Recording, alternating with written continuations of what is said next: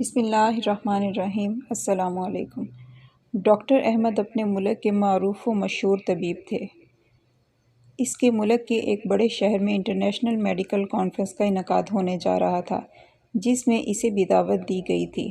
Doctor Ahmad کی خدمات کے پیش نظر فیصلہ ہوا کہ وہ اس کانفرنس میں مقالہ پڑھیں گے اور انہیں اعزازی شیلڈ اور سرٹیفکیٹ سے بھی نوازا جائے گا۔ ڈاکٹر احمد اپنے گھر سے ایئرپورٹ کی طرف روانہ ہوئے۔ ایئرپورٹ پر معمولی سی چیکنگ کے فوراً بعد ہی وہ ہوائی جہاز میں سوار ہو گئے اور ان کی فلائٹ شیڈول کے مطابق پرواز کر گئی۔ آدھے گھنٹے کے بعد ایئر ہوسٹس کی آواز سنائی دی۔ وہ اعلان کر رہی تھی، معزز حضرات، ہم معذرت خواہ ہیں کہ طیارے میں فنی خرابی کی وجہ سے مجبور ہو کر اسے قریبی ایئرپورٹ پر اتارا جا رہا ہے۔ ہمارے پاس اس کے سوا کوئی چارہ نہیں ہے۔ ڈاکٹر احمد کے لیے یہ اعلان نہایت تکلیف دہ اور چونکا دینے والا تھا۔ وہ کرسی سے اٹھا اور ایئرپورٹ کے اعلیٰ آفیسر کے پاس جا پہنچا۔ اپنا تعارف کروایا تو متعلقہ آفیسر نے جواب دیا، محترم ڈاکٹر صاحب، ہم آپ کی عزت اور قدر کرتے ہیں۔ ہمیں آپ کی اور دیگر مسافروں کی مشکلات کا بخوبی اندازہ ہے، لیکن یہ ہمارے بس کی بات نہیں اور نہ ہی نیا طیارہ فراہم کرنا ہماری ذمہ داری ہے۔ البتہ وہ شہر جہاں آپ کو کانفرنس میں شرکت کے لیے جانا ہے، زمینی راستے سے فقط 3-4 گھنٹے کی مسافت پر ہے۔ اگر آپ کو بہت جلدی ہے تو ایئرپورٹ سے کرائے پر گاڑی حاصل کریں اور خود ڈرائیو کرتے ہوئے مطلوبہ شہر پہنچ جائیں۔ ڈاکٹر نے آفیسر کے مشورے کو پسند کیا اور کار کرائے پر لے کر متعلقہ شہر کی جانب روانہ ہو گیا۔ ڈاکٹر نے کچھ ہی فاصلہ طے کیا تھا کہ اچانک موسم خراب ہونا شروع ہو گیا۔ دیکھتے ہی دیکھتے زوردار بارش شروع ہو گئی، اندھیرا چھا گیا اور آہستہ آہستہ وہ راہ سے بھٹکنے لگا۔ اس کی گاڑی کا رخ کسی غلط سمت کی طرف مڑ چکا تھا۔ 2 گھنٹے کی مسلسل ڈرائیونگ کے بعد اسے یقین ہو گیا کہ وہ راستے سے بھٹک چکا ہے۔ بھوک اور تھکاوٹ کا احساس بھی اسے ستانے لگا۔ وقت تیزی سے گزرتا چلا گیا اور رات کا اندھیرا پھیلنا شروع ہو گیا۔ وہ ایک چھوٹے سے گاؤں کے پاس سے گزرا اور غیر شعوری طور پر اپنی گاڑی کی ایک معمولی سی گھر کے سامنے روک دی۔ اس کا ہاتھ گھر کے دروازے پر تھا۔ اس نے دروازہ بجایا۔ اندر سے ایک بوڑھی عورت کی آواز سنائی دی کہ بیٹا اندر آ جاؤ، دروازہ کھلا ہے۔ ڈاکٹر احمد نے گھر میں داخل ہوتے ہی کہا کہ اے بوڑھی عورت، میرے موبائل کی بیٹری ختم ہو چکی ہے، کیا میں آپ کا موبائل استعمال کر سکتا ہوں؟ بوڑھی عورت مسکرا کر کہنے لگی، بیٹا کون سے فون کی بات کر رہے ہو؟ شاید تمہیں معلوم نہیں کہ تم کہاں ہو۔ ہمارے ہاں بجلی ہے نہ ٹیلی فون۔ یہ تو ایک چھوٹا سا گاؤں ہے جہاں شہری سہولتوں کا کوئی تصور نہیں۔ میرے بیٹے، وہ سامنے میز پر چائے اور کھانا رکھا ہوا ہے۔ لگتا ہے کہ تم بھوکے اور پیاسے ہو، راستہ بھٹک گئے ہو۔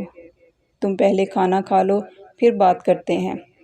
ڈاکٹر احمد نے اس بوڑھی خاتون کا شکریہ ادا کیا اور کھانا کھانے لگا۔ سفر کی تھکاوٹ کے ساتھ اسے شدید بھوک بھی ستا رہی تھی۔ اچانک بوڑھی عورت کی کرسی کے ساتھ والی چارپائی پر حرکت ہوئی اور ایک معصوم بچے کے رونے کی آواز آئی۔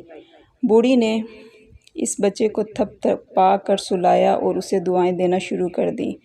وہ اس بچے کی صحت اور سلامتی کے لیے لمبی لمبی عاجزانہ دعائیں کر رہی تھی۔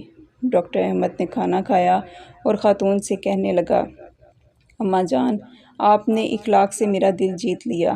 آپ لمبی لمبی دعائیں مانگ رہی ہیں، مجھے امید ہے کہ اللہ تعالیٰ آپ کی ہر دعا ضرور قبول کرے گا۔ بڑھیا نے کہا، اے میرے بیٹے، میرے لیے اللہ نے ہمیشہ میری تمام دعاؤں کو سنا ہے اور قبول کیا ہے۔ بس ایک دعا باقی ہے جو میرے ضعیف ایمان کی وجہ سے پوری نہیں ہوئی۔ تم تو مسافر ہو، دعا کرو کہ وہ بھی قبول ہو جائے۔ ڈاکٹر احمد کو اشتیاق پیدا ہوا، کہنے لگے، اماں جان، وہ کون سی دعا ہے جو قبول نہیں ہوئی؟ آپ مجھے اپنا کام بتائیں، میں آپ کا بیٹا ہوں، انشاءاللہ اسے ضرور کروں گا۔ وہ خاتون کہنے لگی، میرے بیٹے، وہ دعا اور خواہش میرے اپنے لیے نہیں بلکہ اس یتیم بچے کے لیے ہے جو میرا پوتا ہے۔ اس کے ماں باپ فوت ہو چکے ہیں اور اسے ہڈیوں کی ایک بیماری ہے جس کی وجہ سے یہ چلنے پھرنے سے معذور ہے۔ میں نے اس کے بہت علاج کروائے ہیں، بڑے بڑے ڈاکٹروں کے پاس لے کر گئی ہوں، مگر تمام متبع اس کے علاج سے عاجز آ گئے ہیں۔